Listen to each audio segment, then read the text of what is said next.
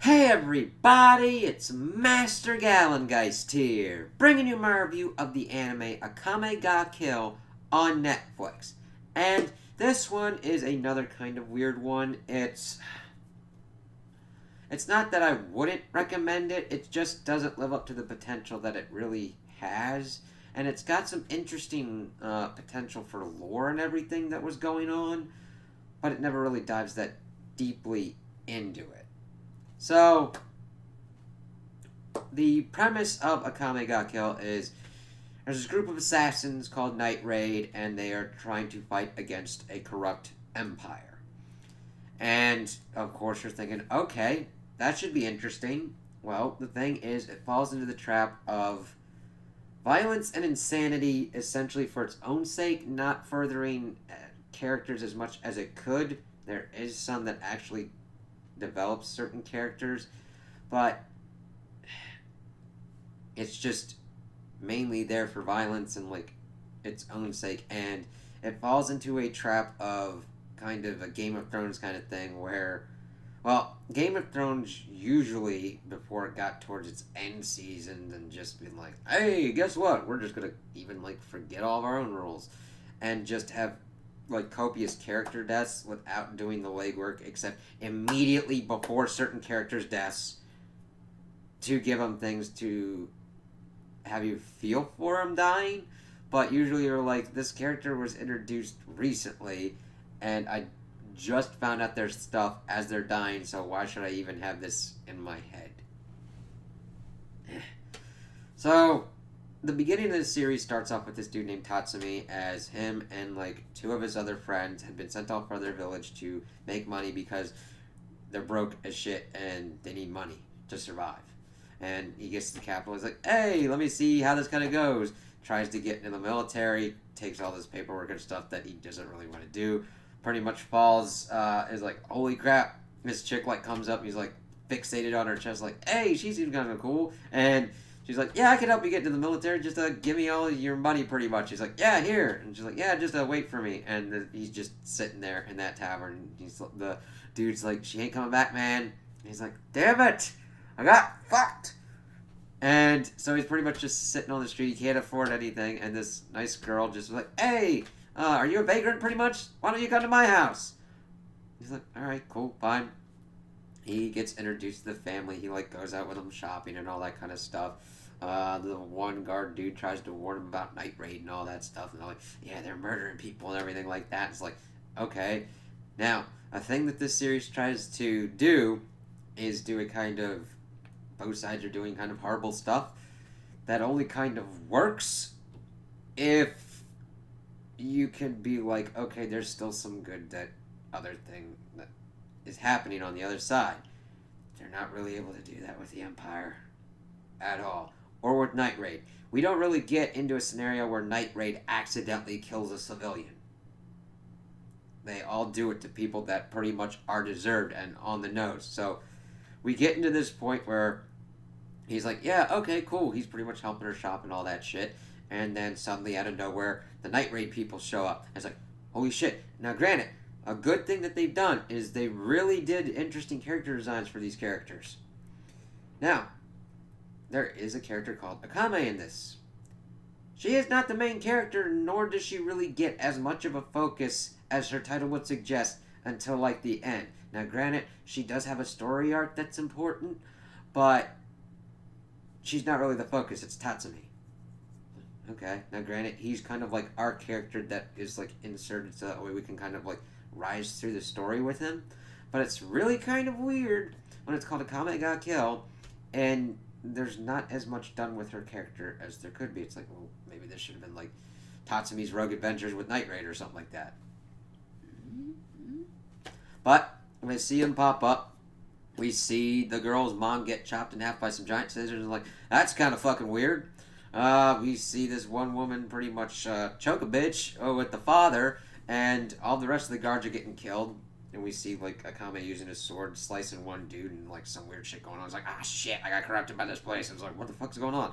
And then Tatsumi's like trying to help out what's going on. Akame is pretty much trying to go kill the other, the daughter, and Tatsumi gets involved, and he luckily has this like one idol thing on him that protected him.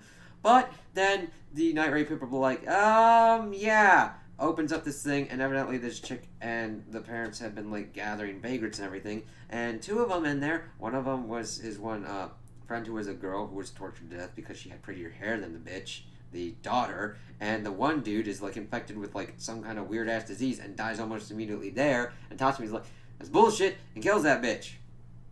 And granted, I understand that they're trying to. That it looks like there's trying to be an attempt to like do a both sides kind of argument, but if you've just been put in a situation where you find out that your two friends are now dead, there is ample evidence that they are murdering people, and they are rich enough to have the influence to not be punished for their crimes, you're going to have a really hard time arguing that Tatsumi murdering that chick right there is an immoral act. Because she's screaming her head off and like, that bitch had better hair than me.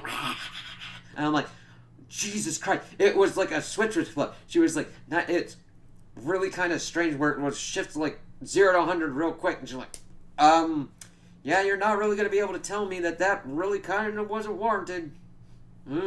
She kind of went psycho bitch mode and he kind of took her.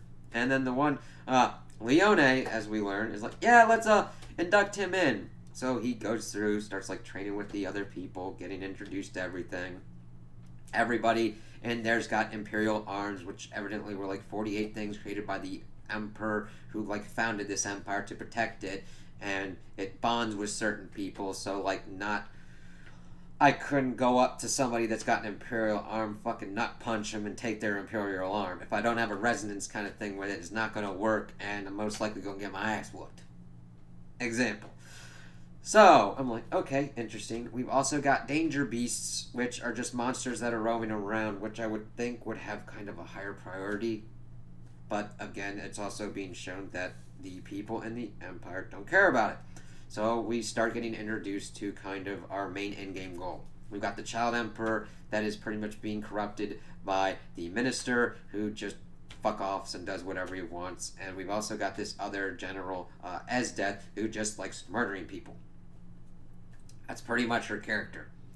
Granted, she also wants to find love for some inexplicable reason, and I'll give you a guess who she falls in love with, because Tatsumi's out training with the people, learning about it and everything, and he's like, hey, I need money for my village and all that, and he enters a tournament, and she immediately falls in love with him, and pretty much fucking shackles his ass, and like takes him away to be with her, because Night Raid stuff was affecting the capital so much.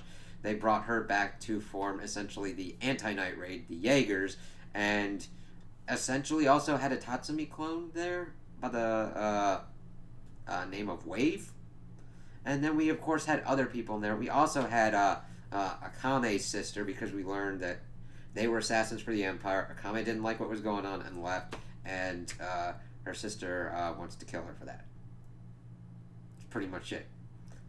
The movement on that front gets that we get to a certain point where the plot gets them to actually fight together, and Akame kills her. That's pretty much it. And it just balances back and forth between Night Raid doing their thing and killing people, and then them losing people and the Jaegers losing people. This one girl, Shell, the one with the scissors, she gets eaten by this one chick's imperial arms, Seryu. She's an interesting character because she is all for this justice thing, but it's all consuming, and she essentially starts losing her humanity for it, being like arms being replaced with like guns and everything, and all different kind of weaponry. Now, I don't have a problem with strange kind of body modifications and everything going on, but we're never really given that much lore of like why she can have a gun in her fucking mouth and like a nuke in her head. Just that's what she uses to try and kill one of the Night Raid people, because she's gone hell-bent that like, oh yeah, we get to a point in the series where she actually kills people who stole food. Because, oh, that's evil, and that's it. That's her justice. Because her one captain was evil and Tatsumi killed him. The doctor dude who was with the Jaegers went and assaulted the Night Raid place and got taken out. She was nutty. But hers was like the only death that kind of worked. Shell's just kind of came out of nowhere, and then we got like her character information just close enough to her death to try and make us care. I'm like, okay. But it's better motivation for the character of Mine, who's kind of like the sniper kind of one. It's like, okay, that's interesting because she's the one that like defeats Saryu. It's like, alright, there we go. Then this one character, Bulat, pretty much dies to essentially get Tatsumi to have an Imperial arm, which is just like this suit thing. It's like, it's interesting. We get some good fights out of it, but it's like, oh, okay, he died very fast. Alright. So then we get two new ones popped up of Chelsea and Susanoo, as Susanoo is an Imperial arms that is with the leader of Night Raid, Najinda, and that's pretty much it. He's able to cook, clean, and do all this kind of stuff. He gets almost like no characterization until his destruction. And Chelsea gets no characterization until her death, as they had like tried to spring a trap on the Jaegers. It went kind of sideways. One of the Jaegers got killed, and Chelsea tried to kill Akame's sister and failed in that and got ripped to shreds and her head put on a pike. Now, I don't have a problem with death being used effectively. Here, it's just used as almost a candy kind of thing, to the point where it almost has no meaning. I'm like, why should I get invested in any of these characters? We get to that point where pretty much all of Night Raid is dead by the end of the series. And the thing is, I don't mind if that was being done in the pursuit of their mission, but it just did. But it just wasn't executed correctly. It didn't work out completely right. It's just like, okay, like Shell and Bulat just kind of were like killed almost because it was demanded and reasons. Same with Chelsea, same with Susanoo, and then you get to certain things where there's only certain ones that actually have deaths that you could actually call worth it. And let's see here. Tatsumi's, Lubbock's, and like Mine's were like the ones that worked out the most towards the end of it. Mainly because of their execution. Lubbock tried to do everything and protect everything going on, and Mine trying to save her love, Tatsumi, which that was really kind of weird. I don't know what they were trying to... I didn't know if they were trying to do like Akame as Tatsumi's love interest at first. I mean, granted, they had it as friends. I'm like, okay, what's going on here? Alright, fine, they're friends, cool. And then out of nowhere, we get Tatsumi and Mine having a relationship that really didn't come to anything because Mine died before the relationship went over. And I saw that in the manga. There's a lot of different shit going on in this. It's like, okay, this is kind of weird. I kind of prefer the manga version because it at least works it out a little bit better. Because we see him shifting, and we see certain endgame goals coming in. We see a revolutionary army pretty much getting ready to take on the Empire. As we get into the endgame goal, we see that Tatsumi got captured and was going to be publicly executed, leading to this series of events where they had to like amp everything up. And we see that they were trying to take out the minister, but of course Lubbock got taken out with that, captured Tatsumi.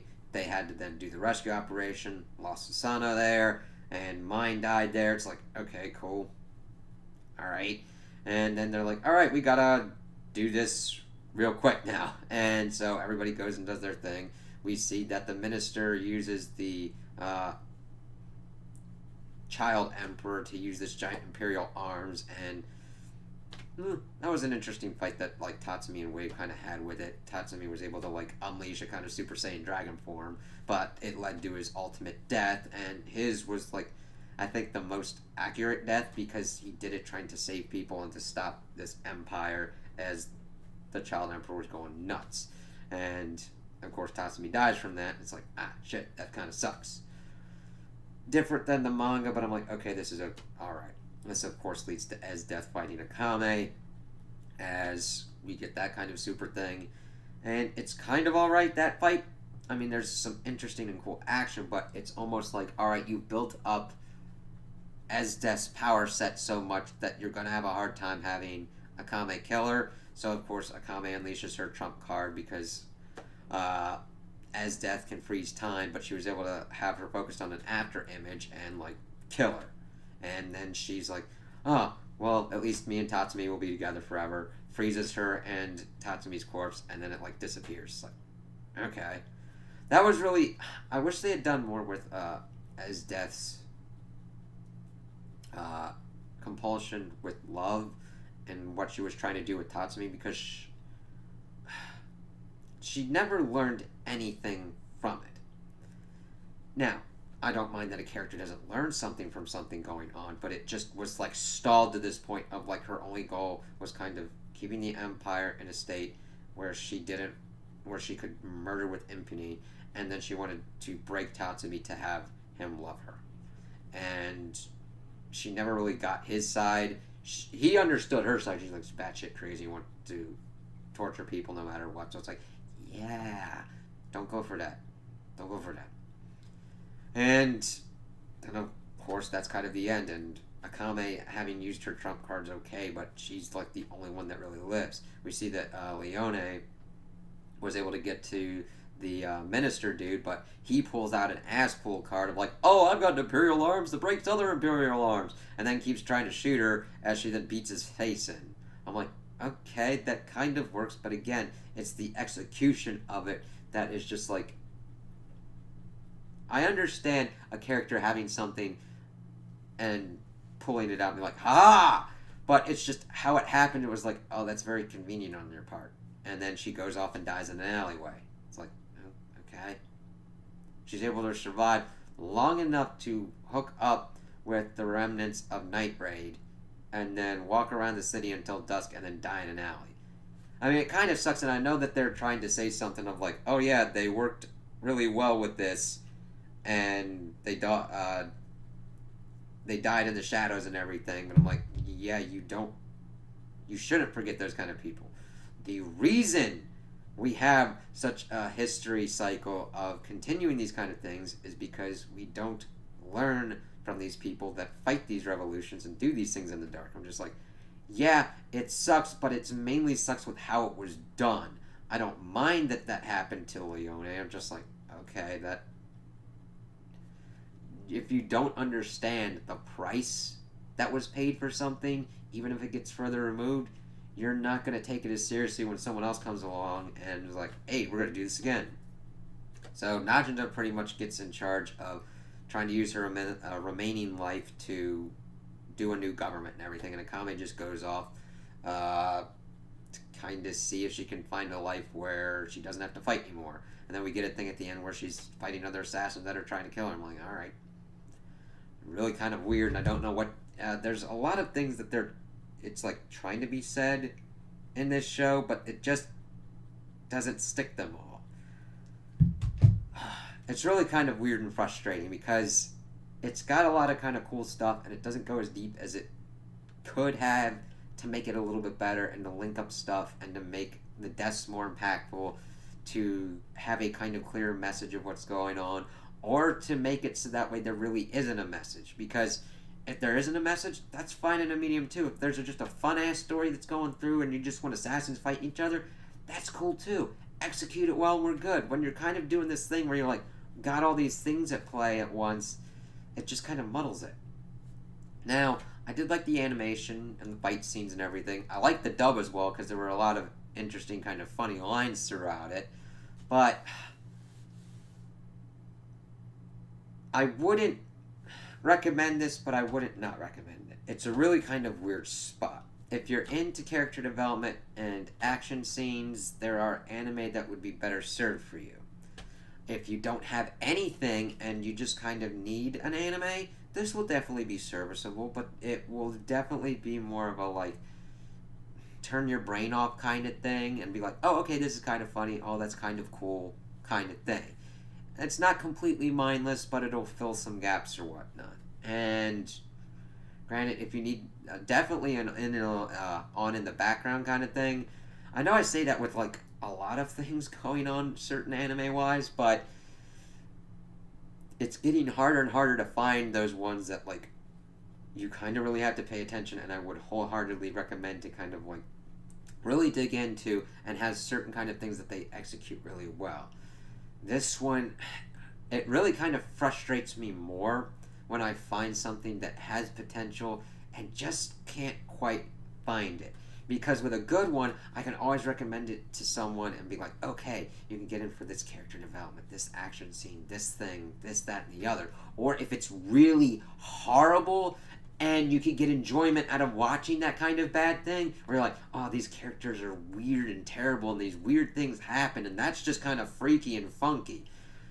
Whereas this, it's like, okay, you can either better spend your time watching something really good or really bad, and then you've got like something like this where it's like, okay, it's not, I would say that it's more good than bad, but you're still going to be like, I wish there was more with this, or this done just better. So, if you need something to watch, go for it. Now, since it's done with assassins and a lot of blood and fan service, not for kids, alright? Just let me put that right out there. But if you don't mind that kind of stuff, and you can handle that stuff, go for it. You'll get through it pretty quickly. So those are my opinions on the anime. Tell me what you guys think in the comments below. If you liked it, if you didn't like it, if you agree with me, if you disagree with me. Also like and subscribe, and I hope you have a good day.